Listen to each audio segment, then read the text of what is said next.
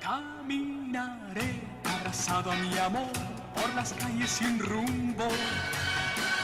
Descubriré que el amor es mejor cuando todo está oscuro. Y sin hablar nuestros pasos irán a buscar otra puerta que se abrirá como mi corazón cuando ella se acerca.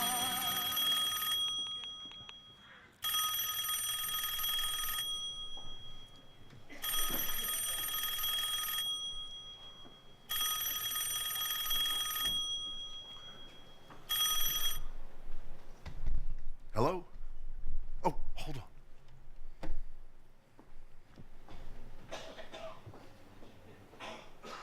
I'll take that.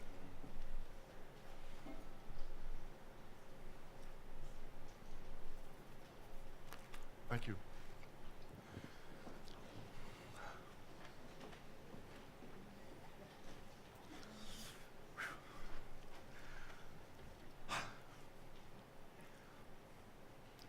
Put her on. Muriel, where are you?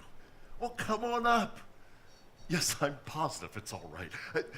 Muriel, do you want me to come down and get you? Okay, then stop being so silly. Take the elevator and come to suite 719. Yes, I'm dying to see you.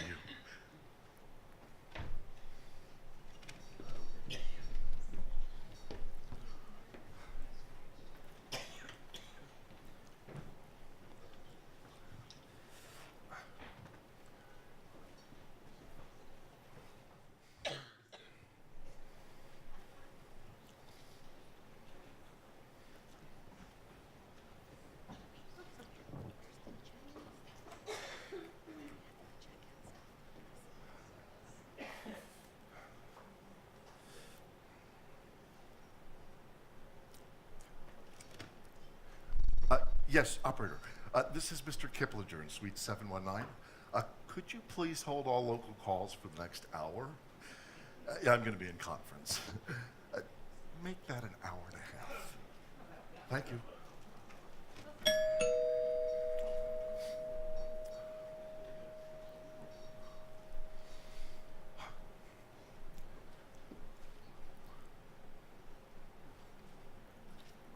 Muriel. Jesse? It's not. It is. You know, I can't believe it. Is it really you? It's me, Muriel. Oh, come on in, for Pete's sake. Come on in. I can only stay for a few minutes. My God, it's good to see you. I just dropped by to say hello. I really can't I stay. mean, you sounded good on the phone, but wow, you look even better. Oh, because I'm parked in a 1-hour zone. Hello, Jesse. I think I'm really nervous. Hey, hello, Muriel. Oh, don't look at me. I was stuck in the Holland Tunnel for 2 hours. Oh, is it 3 o'clock yet? I can't stay. Muriel, I can't get over it. I mean, you look absolutely wonderful. Well, I feel absolutely wonderful. No, I really sincerely mean it. You simply look incredibly fantastic. Well, I feel incredibly fantastic. Oh, you look it. Well, I feel it. And how are you? Oh, I'm all right. I don't know why I'm so nervous. Do you? No, I can't imagine why you should be so nervous. Neither can I. I just am. Should I be here? Why not? Is there anything wrong in it? Oh, no. There's nothing wrong with it. I just dropped by from New Jersey to say hello. There's nothing wrong with that. I just don't think I should be here. Is it 3 o'clock yet? Little Muriel Tate, all grown up and married. Hey, how many kids you got now? 3. No kidding. 3 kids? What are they? A boy and a girl. A boy and a girl? And another boy. He's away at camp. I can't even think straight. Isn't this terrible? What's wrong? I don't know. I just can't seem to catch my breath. Well, it's you. That's the simple explanation. I'm nervous about meeting you. Me, Jesse Kiplinger, your high school boyfriend from Tenafly, New Jersey? Oh, Muriel. You know what I mean. Mr. Famous Hollywood producer staying at the Plaza Hotel. Mr. Famous Hollywood producer. Muriel, you know me better than that. I haven't changed. I made a couple pictures, that's all. A couple of pictures. The Easter show at Radio City Music Hall.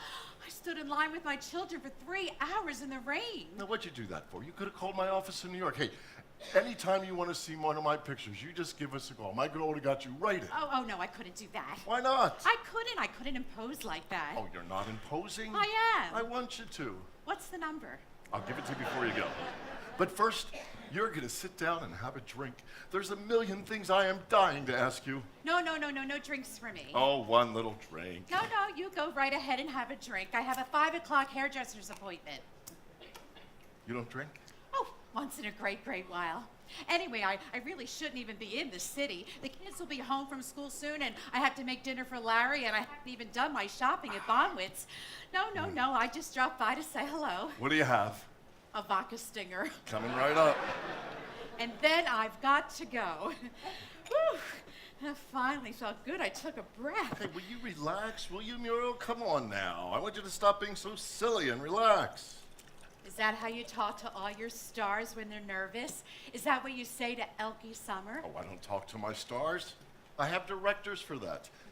For God's sake, Muriel, what are you so nervous about? Ooh, there's that famous Hollywood temper I read about. Can I be frank? Please. I just feel funny sitting here drinking in a hotel room. I mean, I'm a married woman. Oh, would you feel better if we had our drinks down at the Palm Court? Well, we're here. We might as well stay. All right, then. Will you sit back and relax? And then I've got to go. I have a 6 o'clock hairdresser's appointment.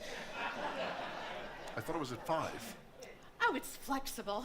Is it warm in here? Why don't you take off your gloves? No. Let's not have any of that, Mr. Jesse Kiplinger of Hollywood, California. My gloves will stay where they are, if you please. Oh, Muriel, you are delightfully and incredibly unchanged. Hey, how long has it been now? 15, 16 years? Since our last date? It'll be 17 years on August 6th. You remember that? I still have the swizzle sticks from Tavern on the Green. No, time hasn't changed you, Muriel. You're still so fresh and clean. Even smell the same, like cool peppermint. Clear, cool peppermint. Now, you and your nose just behave themselves. Oh. I did not come to the Plaza Hotel to be smelled. Only now you've blossomed and matured. Only in reverse. You look younger and fresher, and well, you know what I mean. I just think you look absolutely fantastic. Are you going to be in New York long, Jesse? Possibly just till the weekend. I have to sign a director from a new picture. John Huston. Yes, how did you know that? We keep up with things in Tenafly, New Jersey, Mr. Famous Hollywood producer, staying at the Plaza Hotel, signing up John Huston for his next picture. I might stay over another few days. It depends on what develops. I've never been to the Plaza before. It's so beautiful. Oh, what's in there? The bedroom. You can go in. No. I'll take your word for it. Is this where you meet with John Huston? Is this where the two of you talk and then he signs the contract? Is that how it works? In this very room. Hey, can we stop with the celebrity routine? Aside from a couple extra pounds, I'm still the same boy who ran anchor on the Tenafly track team. Oh, and is living in the old Humphrey Bogart house in Beverly Hills. How did you know that? I know. I may not have seen you in 17 years, but I know an awful lot about you, Mr. Jesse Kiplinger. Pooch. Pooch? That's what they call you in Hollywood, your nickname, Pooch. Gooch.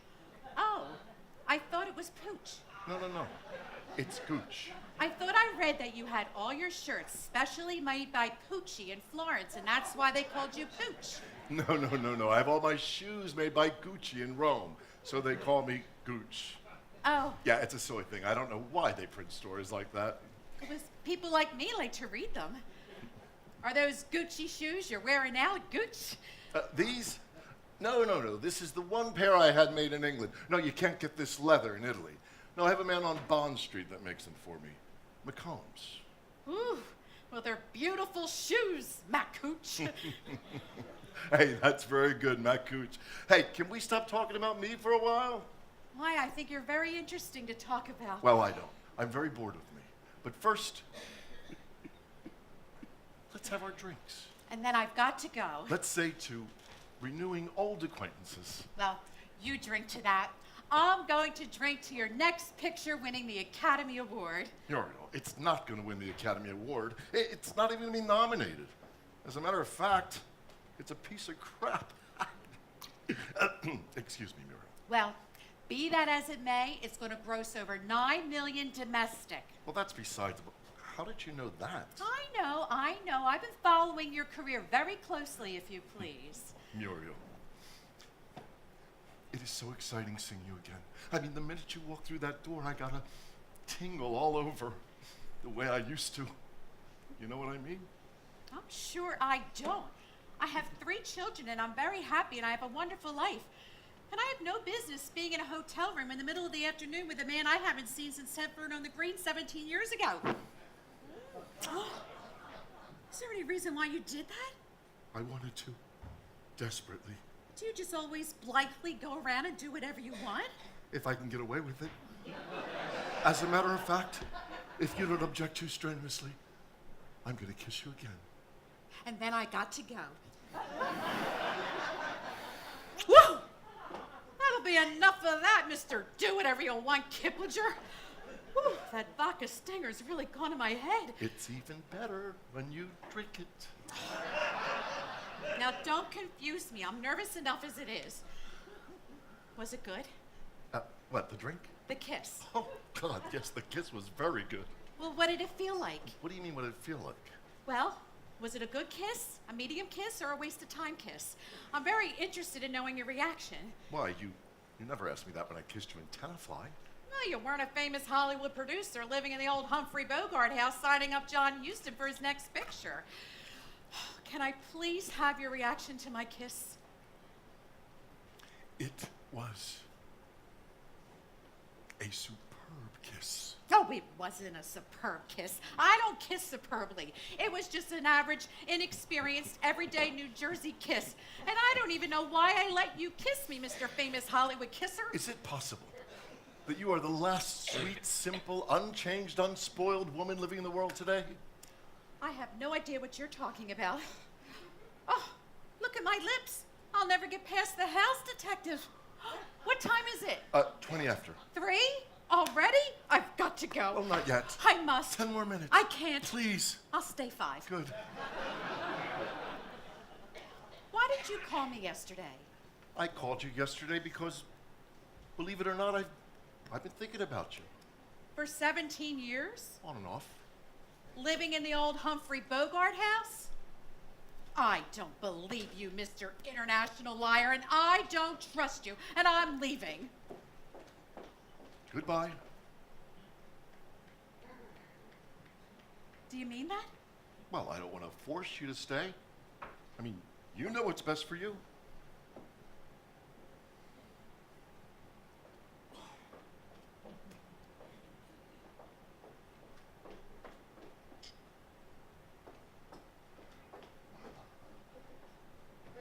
I'll just finish my drink.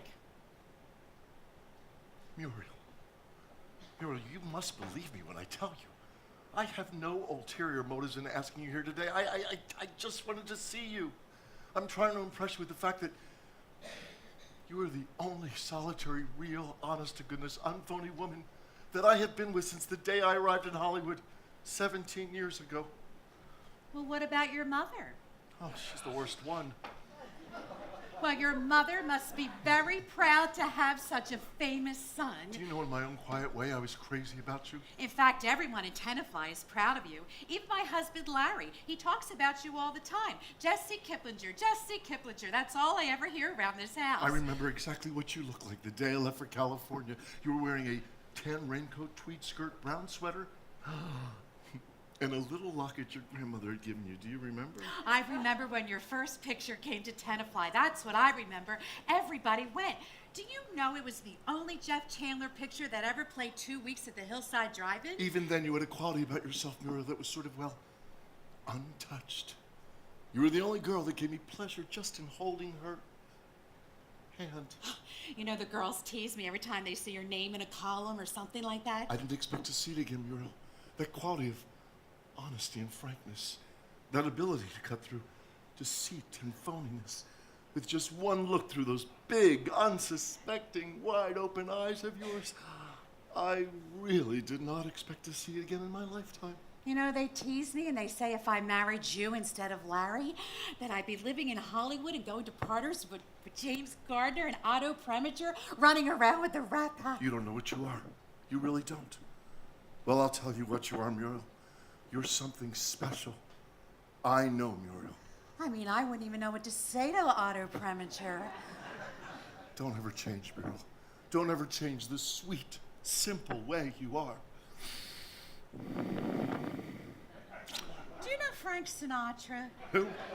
Frank Sinatra, did you ever meet him? Yes, I know Frank. Well, what's he like? Well, I don't know. I don't know him that well. I mean, I had dinner with him a few times. Oh, where? Once in a restaurant, once, I think, in his house. I don't remember. Was Mia there? No, this was before he met Mia.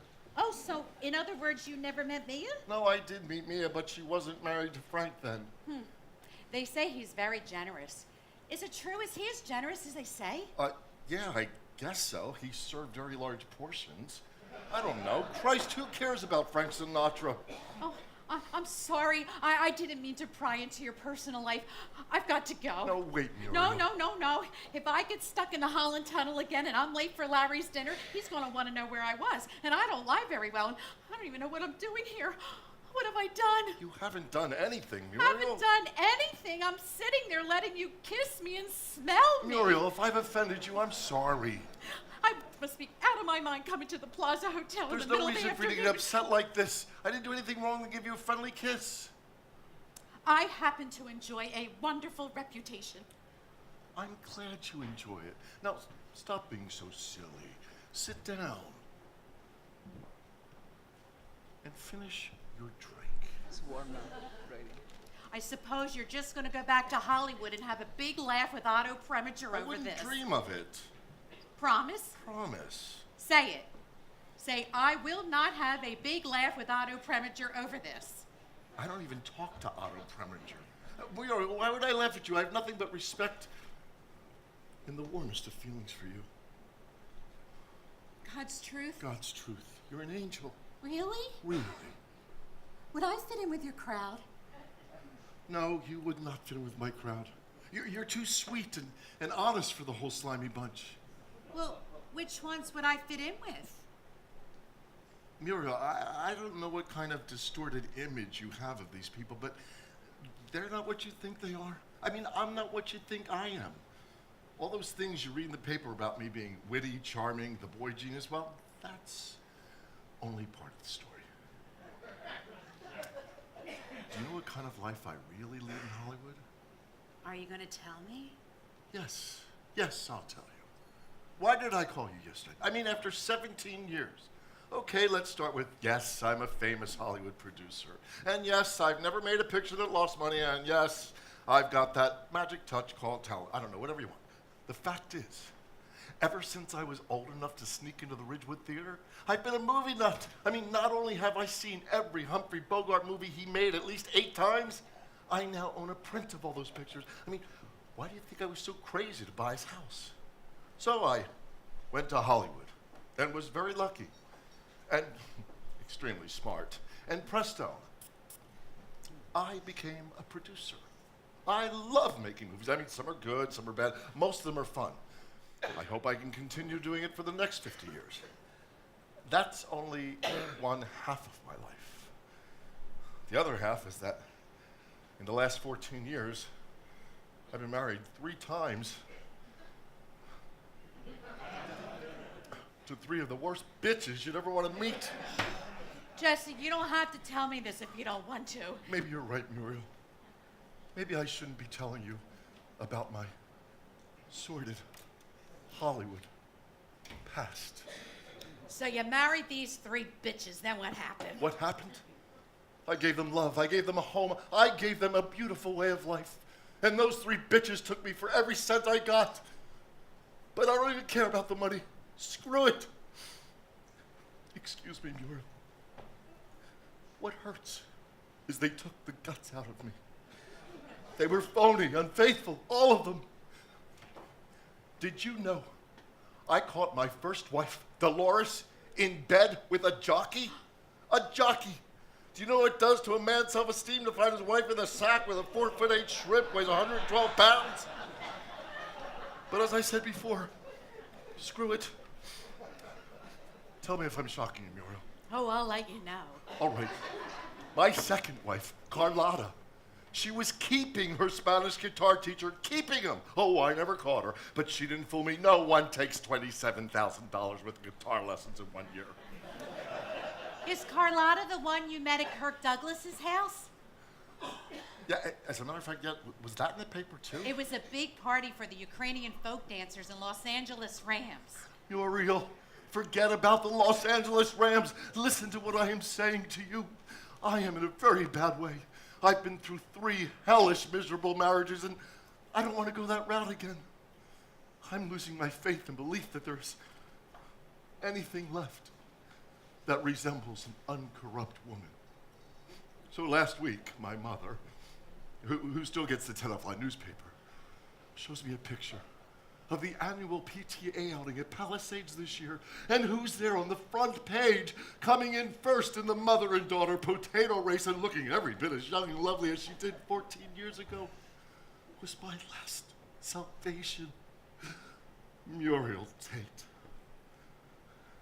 And that's why I called you yesterday, Muriel, just to spend 5 minutes to have a drink, just to talk to you, to reaffirm my faith that there are decent women in this world, even if it's only one, even if you're the last of a dying species.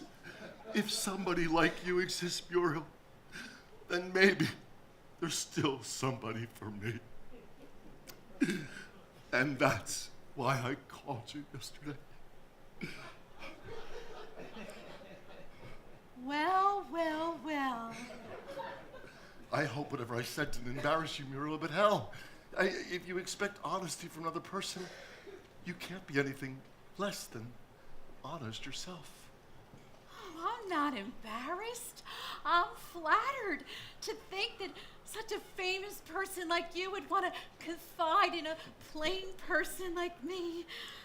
Now you finish your vodka stinger. And then I'm going to let you go.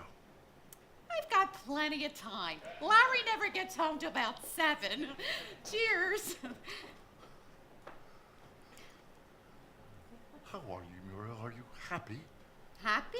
Oh, yes, if anything, I'm happy. Oh, I'm glad. You deserve happiness, Muriel. Yes, Larry and I are very happy. In fact, we have one of the happier marriages in Tenafly. Oh, that's wonderful. Well, we have our ups and downs like any other couple, but in the final analysis, what's left is that we're happy. Oh, I couldn't be more pleased. Well, it's no surprise. Larry's a wonderful guy. You think so? Don't you? Oh, yes, I do, but nobody else seems to care for him. Of course, they don't know him the way I do. Oh, out a stinger. Are you sure you're going to be all right? I mean, driving. Oh, if I had to worry about getting home after having 3 vodka stingers, I'd give up driving. Yes, in spite of everything, Larry and I have found happiness, or some form of it. Is he doing well in business? Oh, in business, you don't have to worry. He's doing great in that department. He's got a really wonderful business there. Of course, it was good when my father had it. In what department isn't he doing well? Well, he's doing well in every department. Are you sure? I'm positive. Oh, then I'm glad. Why? What did you hear? Oh, I haven't heard anything except what you're telling me. Well, I'm telling you that we have a happy marriage. Are you trying to infer that we don't have a happy marriage? No. Well, you're wrong. We have a happy marriage. A goddamn happy marriage. Oh, God, I should have had lunch. Shall I order down for some food? No, I have to go. Larry will be home about 5. I thought he comes home at 7. If he comes home at all. Oh, I'm sorry, Jesse. I just seem to be losing control of myself. You drank those too quickly. Didn't you have anything to eat all day? Just an olive with the 2 stingers I had downstairs.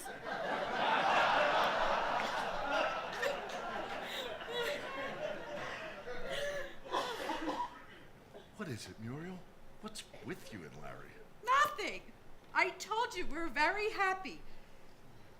We have normal differences like any other couple, but basically we're enormously happy and I couldn't ask for a better life. Oh, Jesse, you shouldn't have done that. You mustn't take advantage of me. I'm very vulnerable right now. I gotta go. Let me go. Muriel, I didn't know. No, Jesse, No, don't. why didn't you let me know? Who knew you were interested? You were always at a party with the Los Angeles Rams. I never suspected for a minute. Why didn't you write to me? I don't know where Humphrey Bogart lived.